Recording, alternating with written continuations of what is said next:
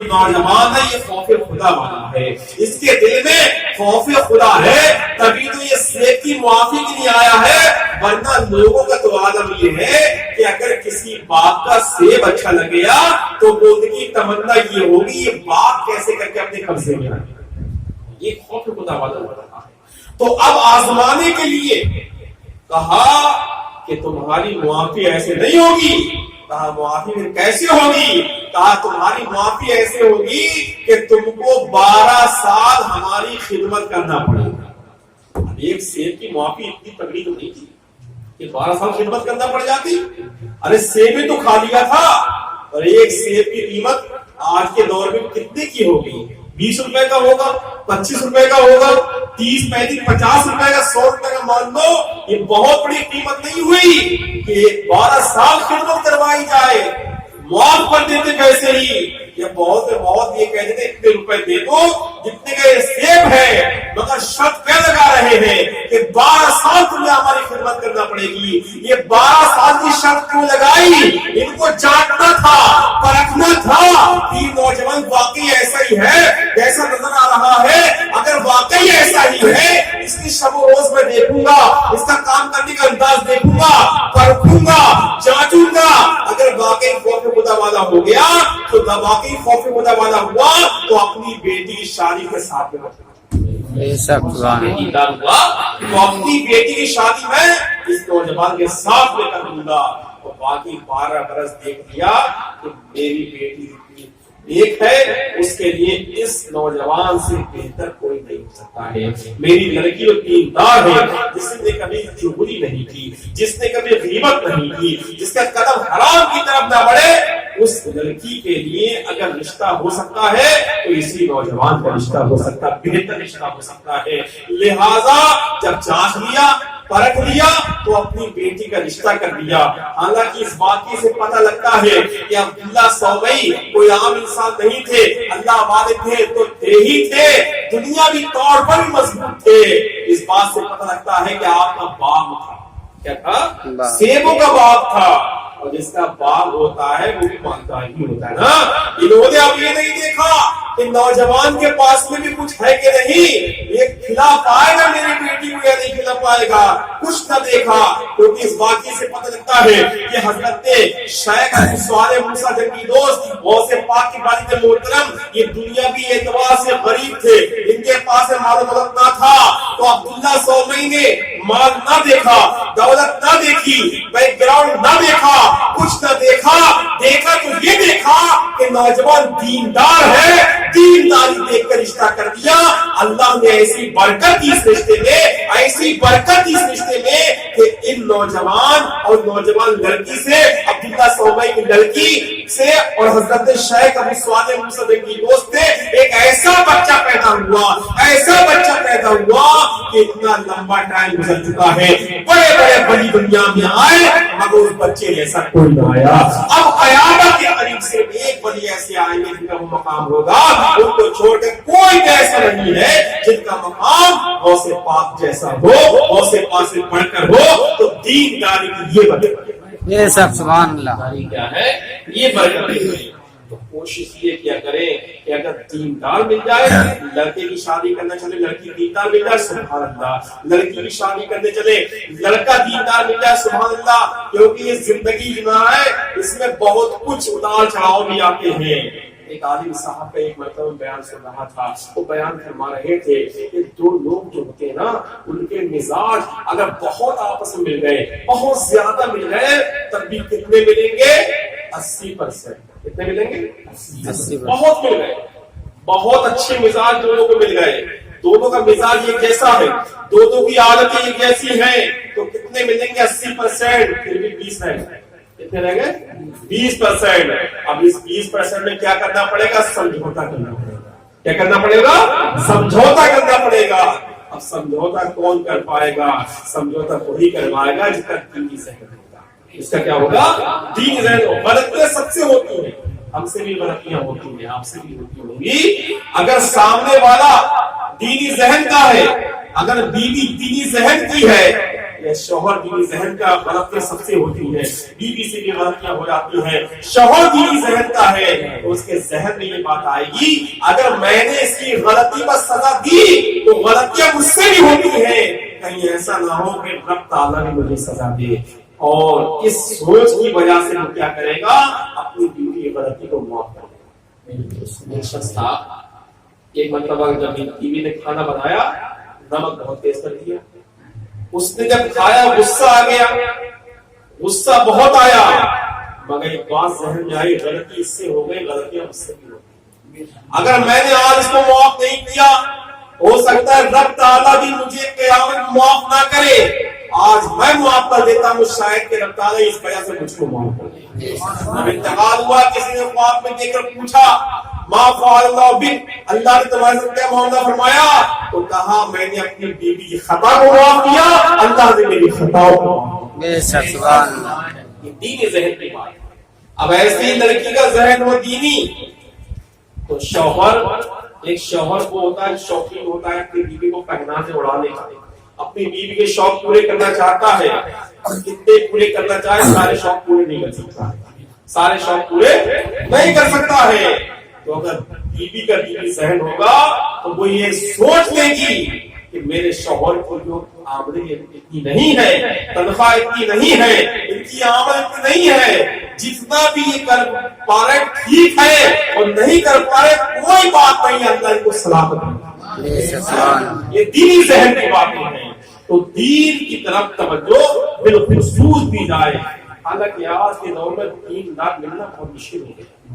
کچھ لوگوں کو دیکھا تو جاتا ہے کہ دیندار ہیں، داڑھی والے بھی، نمازی بھی ہیں، مگر اصل میں دیندار ہوتے نہیں ہیں. دیندار وہی ہوگا جس کے دل میں خوف خدا ہوگا، دیندار وہی ہوگا جس کے دل میں عشق مصطفیٰ ہوگا. درود پاک پڑھ لیں. سیدنا مولانا محمد مبارک وسلم علیہ الصلوۃ والسلام علیہ یا رسول اللہ، اے نبی اللہ یا حبیب اللہ. آج کے دور میں شادیاں جو ہو رہی ہیں نا، دو طرح کی شادیاں ہو رہی ہیں. ایک شادی وہ ہوتی ہے جس میں لڑکا لڑکی آپس میں ایک دوسرے کو پسند کر لیتے ہیں. ایسی ہو رہی شادی بتاؤ ہو رہی تو ہے. اور شاید ہی بہت کم لڑکے ایسے ہیں کہ کہیں نہ کہیں کچھ معاملہ چل رہا ہے. ایک وجہ اس کی یہ بھی ہے کہ شادی میں دیری ہوتی، لیٹ ہم نے رسمیں اتنی بنا رکھی، ان رسموں کے لیے پیسہ چاہیے، اب پیسہ کمانے کے لیے ٹائم چاہیے. تو پتہ لگا ایک شادی جو آسانی سے ہو سکتی تھی، بہت آسانی سمپل ہو سکتی تھی، اس کے لیے بہت پیسے کی ضرورت پڑ رہی ہے اور پیسہ کمانے کے لیے برسیں لگ جا رہی ہیں.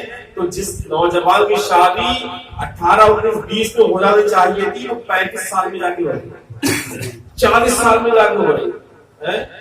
بچہ جوان کا وہ کہتے ہیں بالغ ہو جا رہا ہے 12 13 14 سال میں، 15 سال میں. اب نمبر کب آ رہا ہے؟ 35 سال میں، 40 سال میں. اب بتاؤ اتنا لمبا پیریڈ برداشت کرنا آسان کام، بہت مشکل کام ہے. ایک وجہ یہ بھی ہے آج کے دور میں جو گناہ ہو رہا ہے کہ شادی پر لیٹ ہے. اللہ ہم سب کو اپنے صحیح بتا تاکہ ان فضول کی رسموں سے بچ جائیں. فضول کی رسموں کی وجہ سے بربادی ہی بربادی ہو رہی، تباہی تباہی ہو رہی. تو لڑکیوں کا بھی معاملات ایسے ہو جا رہے ہیں کہ اتنا ہے نہیں ہے، جمع کرنا پڑ رہا ہے، لیٹ ہو جا رہا ہے. تو ہوتا یہ ہے کہ کبھی کبھی آپس میں پسند کر لیتے ہیں ایک دوسرے کو، آپس میں پسند کرا شادی کر کے بیٹھ گئے. تو ایک اس طرح کی شادی ہوتی ہے جس کو انگلش میں لو میرج کہا جاتا ہے. کیا کہا جاتا ہے؟